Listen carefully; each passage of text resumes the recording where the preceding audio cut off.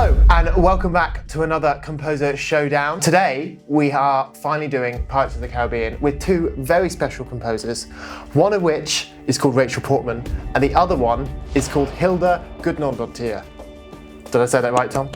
I think so, yeah. That was good. How are we feeling about this, guys? All good? Yeah, this is going to be a really fun one, I think. I think this could be really, really interesting because I think Rachel and Hildur are nothing like the original Pirates. And that's sort of why we've chosen to do this, because it's sort of taking that very iconic theme that everybody knows and completely reworking it. Today, we're letting Tom pick. He was a little bit upset in the last video. If you haven't seen, I kind of stitched him up with a quiz that I came up with very sporadically. I've decided it's Tom's choice. Sorry, Adam. Are you going to be a diva about this one? No, I'll be fair. I'm gonna punch a pillow afterwards, but I'm going to be good on camera. Great. Okay, so Tom, which composer would you like to write like today? Okay. You could just breeze over the fact. It's fine. Don't worry about it. Yeah. I think I'm gonna go with Rachel. I would really like to explore her style of writing a bit more and look through her catalogue. I think this would be really fun to do, and also a real challenge to try and do something that's super bombastic in this beautiful, flowing, sweeping kind of chamber sound almost. And I would like to see Adam do something completely different to what he's done so far with these challenges. Okay, yeah. Adam, how are we feeling about doing a style of Hildur? Yeah, I mean, daunting, but really exciting too, because like Tom said, it'd be great to go back over her work. There's a lot I've heard, some I haven't, and really dig into it and then see what I can pull out and extract and turn into the Pirates theme. I think it's going to be quite a challenge, but I'm really looking forward to this one. Right, so we have Tom writing like Rachel, and we have Adam writing like Hildur. This should be a lot of fun. Let's see how they get on. Okay, so Rachel Portman, if she wrote the Pirates of the Caribbean theme. This is going to be quite interesting. I'm going to have to slow down the theme, I think, so rather than kind of being da-da-dum-dum, da-da-dum-dum, ba-da-dum-bum, it's going to be more da-da-da, da-da-da, da-da-da. I'm really looking forward to this one. I think this is going to be fun. It's going to be a real challenge too. Obviously won the Academy Award for Joker, but has done a whole legion of incredible music, both in her own work and then also for TV and film. We're going to have to make it dark, and we're going to have to make it more textural and kind of minimal than the original theme, and probably slower and more brooding and kind of haunting. It's going to be more gentle, almost pastoral, but the ocean equivalent of that, whatever that is. To prepare for this, I've been listening to a lot of Rachel's music the past day. A few things I'm really picking out are piano, solo woodwinds, and strings. They're the things I'm going to focus on. I think we have to get a cello in there. It might be seen as a bit of a cliche, but she's a wonderful cellist and it's a huge part of her sound. So cello, minimal strings, interesting textures. I don't know how I'm going to achieve all those things, but I have some ideas of how I might get in that ballpark. I think we're just going to dive into some sounds, try and get some kind of vibe going, try and get something that works. Okay, so slightly different setup, right? It's later this same day, and I'm still trying to figure this out, but basically, I need to be at a piano, not at a computer, I think. And I've been looking out this window for the past hour or so, just thinking of ideas and trying things out. So we have this. Right, and then so on. I'm thinking rather than this kind of chord progression,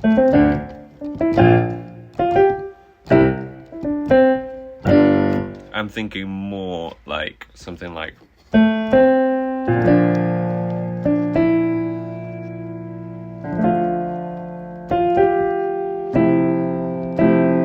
Ooh, that's nice. I didn't mean that, but...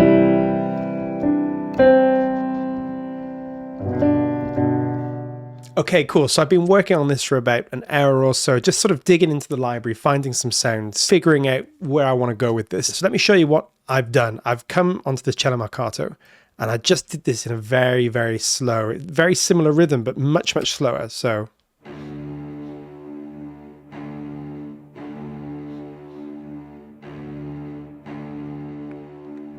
this feels kind of more Hildur-like to me. It's just dark and kind of foreboding. It has this beautiful kind of character to it. I also found this. I was digging around the different libraries. I was trying to find sounds that I thought could be inspiring. And I went to Dolce, romantic chamber strings. But in Dolce, there are these effects in the basses. Listen to this.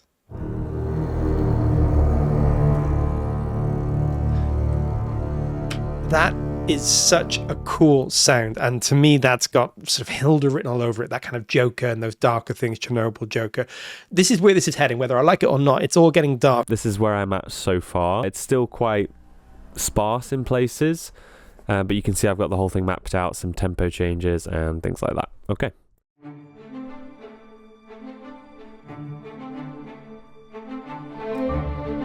Hinting at the theme there. Oh, not quite. And now. Solo clarinet. Piano. Nice.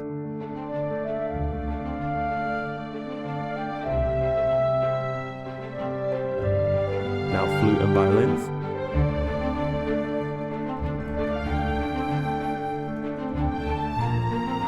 Not sure if it's quite right yet.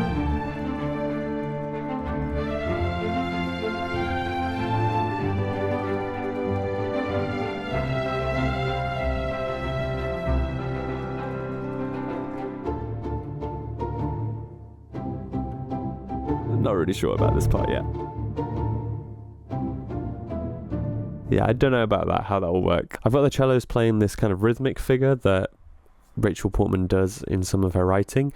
I'm going to add some violas to this, like a little bit above this, somewhere here, and they're going to not move around as much. They're kind of maybe going to go like do do 1 2 3 1 2 3, and then do 1 2 1 2 1 2 1 2 on each measure, something like that. And I've got the harp doubling that as well, an octave up.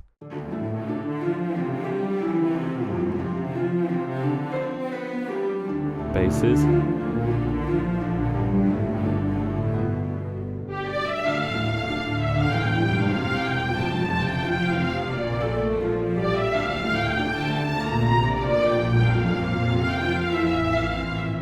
I've got a lot of work to do with it still, but it's sounding all right. All the strings together sound like this.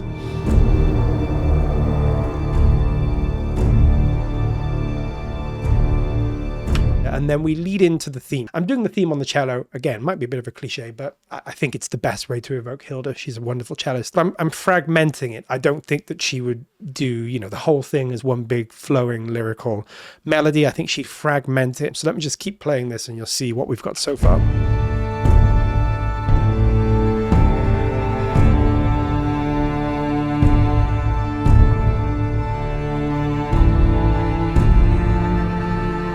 So you can kind of hear where I'm going with this. I'm trying to build intensity a bit. I'm going to keep things plodding along, and then I'm going to look for a way to kind of restate the theme. Okay, we're almost there now. I've kind of needed to get this ending down, so I've mapped out all the chords that I want to change, and this is the melody with piano and some sort of moving line here, which I'm going to move to the violas.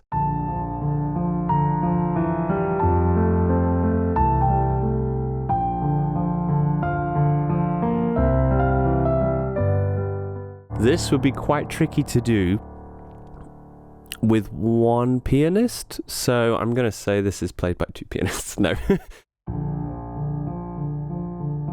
Yeah, there's no way you could actually do that with one piano player, so that they're actually, this is impossible. So maybe it would have to be like this.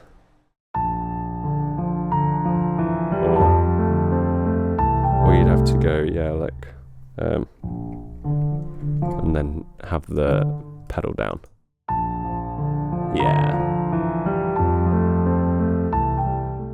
Yeah, I think that might work. I'm in a pretty good place now, I think. I've got a little bit of an end part to do, and I think I know what I want to do with that. I was listening to Hildur's string arrangements, and she does this incredible stuff where there's a lot of layers, a lot of octaves usually. It's very densely orchestrated to sound very sort of aching and beautiful. So I've done that here. I've kind of layered up a lot of strings. There's Dolce, which is providing kind of the bulk of the ensemble stuff.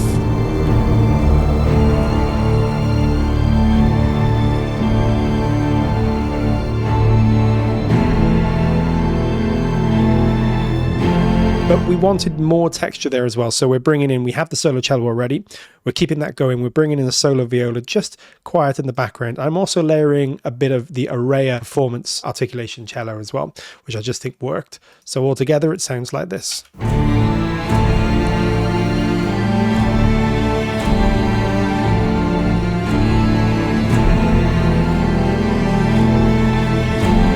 So that's kind of where we're at. There's definitely some work to be done in terms of bringing all this together, and then we'll just have a nice sort of smooth outro and we'll be done.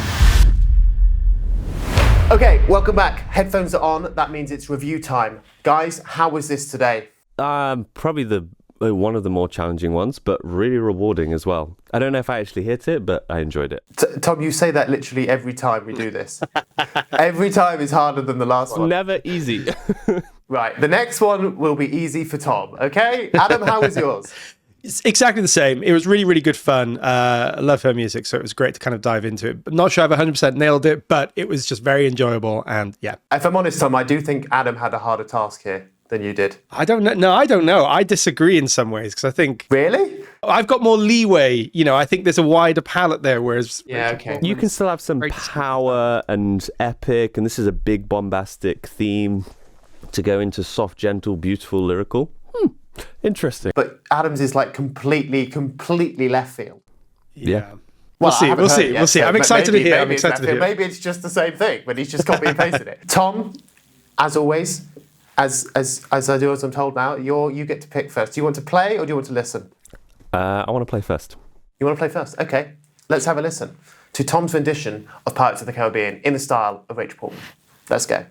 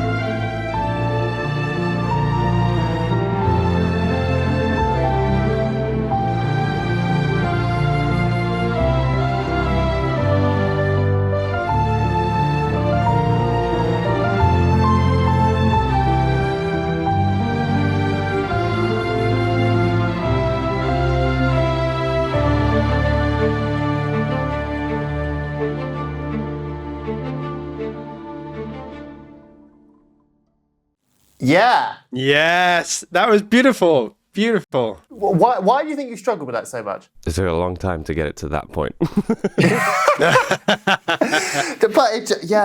Fab.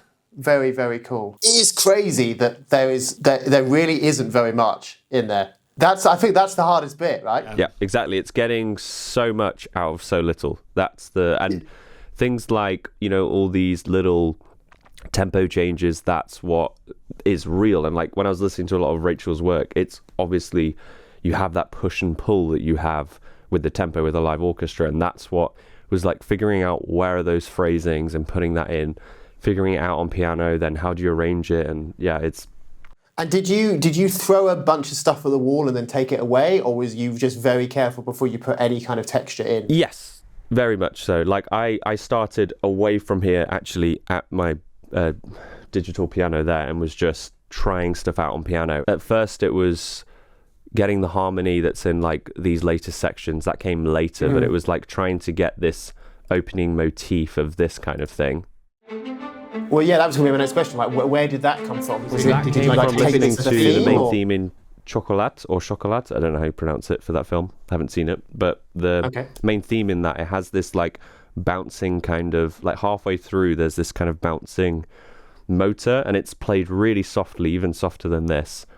But I thought I'll try spiccatos. It needs to have like a little bit more power because it's still Pirates. So, and it's just strings, it's harp, it's piano, and it's solo winds. that's it. That's it. Sounds beautiful. Have you heard much of Rachel's stuff before you did Not this? much, no, not super familiar with her work before this. I had like a few maybe cues here and there, but not that much. Wow. Well, very cool. Came together very, very well. And so different.